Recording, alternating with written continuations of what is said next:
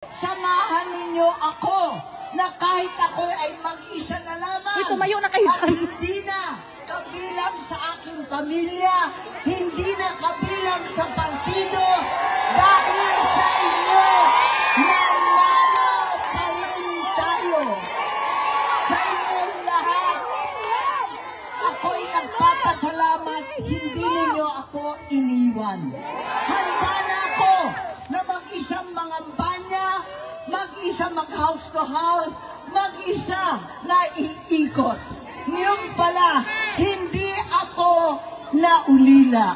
Hindi ako nag-isa dahil ang birthday girl natin, si Vice President Inday Sara Duterte, 10 ng DDS, 10 ng OFW, 10 naman narito ngayon sa The Hague ay sumama sa akin.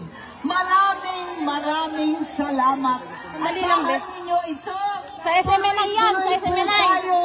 At hindi tayo titigil hanggang maiuwi natin ang mahal nating ama, Tatay Digong Duterte.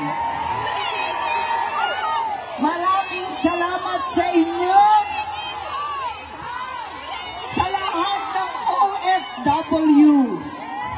Kung ang isang Pilipino na dati pang Pangulo ay maitatangay sa ibang bansa, ano na lamang kayong OFW? Ano naman ang maaasahan pagtanggol at pagdepensa sa kapwang kabayan kapag hinalapastangan mismo ang Pangulo? Wala namang kalaban-laban ng OFW. Paano mahigit na 1,000 Pilipino nakakulong sa iba't ibang dako ng ating mundo? Huwag po tayong papayag.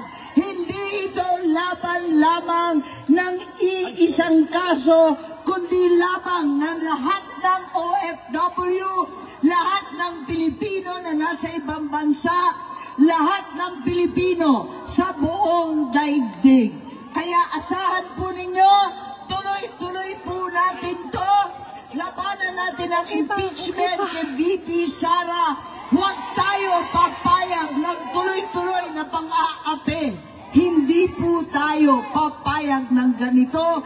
Higit sa lahat, bring